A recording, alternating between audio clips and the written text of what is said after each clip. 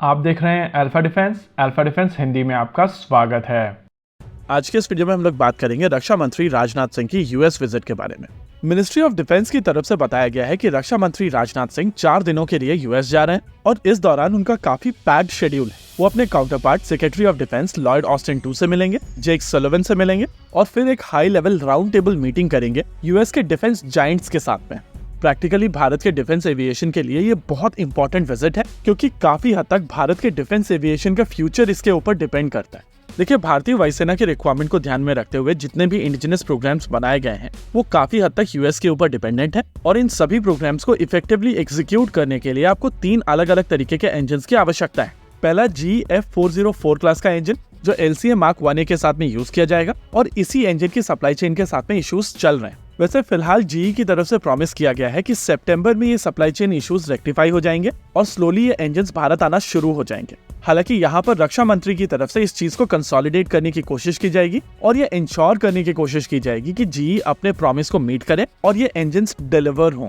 दूसरी अगर रिक्वायरमेंट की बात की जाए तो ये LCA तेजस Mark 2 प्रोग्राम से रिलेटेड रिक्वायरमेंट है। इस रिक्वायरमेंट के तहत भारतीय वायुसेना को GF414 कैटेगरी के इंजन की आवश्यकता है और इन इंजन को लेकर अंडरस्टैंडिंग पहले ही बन चुकी है। आइडिया है कि इन इंजन को भारत में असेंबल किया जाएगा और मैन्युफैक्चरिंग की लगभग सारी टेक्नोलॉजी भारत को ट्रांसफर की जाएगी। यानी कि नो हाउ वाली टेक्नोलॉजी लगभग सारी भारत को मिलने वाली है, लेकिन नो वाई वाली टेक्नोलॉजी भारत को नहीं मिलने वाली है। देखिए, कोई भी देश स्पेसिफिकली इस तरीके की टेक्नोलॉजी आपके साथ में शेयर नहीं करेगा, चाहे आपका ऑर्डर कितना भी बड़ा हो।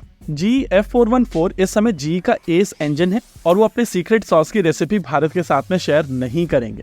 हालांकि भारत सरकार की वो एक्सपेक्टेशन है भी नहीं, क्योंकि भारत सरकार की तरफ से कोशिश की जा रही है कि उनको एक ऐसा इंजन मिले जो भारत में असेंबल हो और जो परेशानी GF404 इंजन के साथ में हुई है वो परेशानी इस इंजन के साथ में ना हो। थ्योरेटिकली ये एक वर्किंग मॉडल है और हम लोगों ने साउथ कोरिया और स्वीडन के साथ में देखा है कि अगर आप लोकली इंजन को असेंबल करते हैं तो सप्लाई चेन इश्यूज आपको बहुत ज्यादा इम्पैक्ट नहीं करते हैं। इसके अलावा GF414 इंजन कंपैरेटिवली नया इंजन है और इसकी सप्लाई चेन के साथ में किसी भी तरीके का इशू नहीं है। रिकॉर्ड्स के लिए मैं यहाँ पर आपको बता दूं कि GF414 इंजन के लगभग 100 से भी ज्यादा यूनिट पिछले साल डिलीवर की गई है और ये डिलीवरी तब की गई है जब वर्ल्ड में हर जगह पर इंजन को लेकर क्राइसिस चल रहा है। भारत सरकार की तरफ से इस एफर्ट को लेकर कोशिश की जा रही है कि ये इंजन भारत में असेंबल होने लगे और एडवांस में भारत वो किट्स खरीद के रख ले जिनका प्रयोग करते हुए इंजन सप्लाई चेन इश्यूज होने के बावजूद इंजन डिलीवर किए जा सके। वैसे जैसा कि इस वीडियो में हम लोग पहले ही आपको बता चुके हैं कि इस डील के तहत भारत को टेक्नोलॉजी ट्रांसफर मिलेगा, लेकिन वो मैन्युफैक्चरिंग का होगा और इंजन के क्रिटिकल कंपोनेंट्स को बनाने के लिए किसी भी तरीके का टेक्नोलॉजी ट्रांसफर यहाँ पर नहीं होने वाला है। लेकिन जो तीसरी रिक्वायरमेंट है वहां से भारत को टेक्नोलॉजी मिलेगी और ये इंजन एक फॉरेन OEM के साथ में मिलकर जॉइंटली प्रोड्यूस किया जाएगा। हम लोग यहाँ पर बात कर रहे हैं आमका Mark 2 में जाने वाले 110 किलो न्यूटन थ्रस्ट वाले इंजन के बारे में। वैसे इस इंजन को लेकर रोड मैप बन चुका है और ये चीज मोर और लेस क्लियर है कि फाइनली ये इंजन साफरान के साथ में मिलकर ही बनाया जाएगा।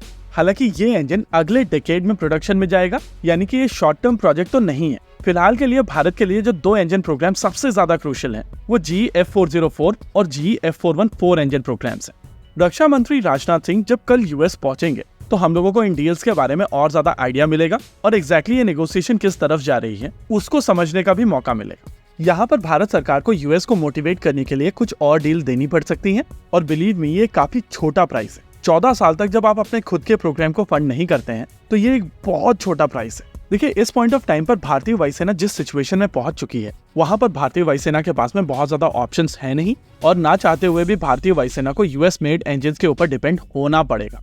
ओवरऑल अगर मैं कहूँ ये भारत और यूएस के बीच में इस डेकेड की सबसे इंपॉर्टेंट मीटिंग है तो ये बात गलत नहीं होगी। इसके अलावा यहाँ पर आपको 2 चीजें और समझनी पड़ेगी। इस पॉइंट ऑफ टाइम पर भारत में लोग मानकर चल रहे हैं कि डोनाल्ड ट्रंप आ रहे हैं और इस साल नवंबर में जो यूएस के प्रेसिडेंट बनेंगे वो डोनाल्ड ट्रंप ही होंगे। लेकिन रक्षा मंत्री की विजिट की ये जो टाइमिंग है उसके हिसाब से भारत इस डील को और पहले एग्जीक्यूट करना चाहता है और ये विजिट उस हिसाब से बहुत इंपॉर्टेंट विजिट है। दूसरी चीज, इस समय प्रधानमंत्री यूक्रेन में है और भारत के खिलाफ यूएस में जो सेंटीमेंट डेवलप हुए थे वो काफी हद तक न्यूट्रलाइज होंगे और उसका भी फायदा यहाँ पर उठाया जा सकता है और इन कंपनीज की तरफ से जो यूएस में लॉबिंग की जाएगी वहां पर प्रधानमंत्री की ये विजिट काफी काम आएगी।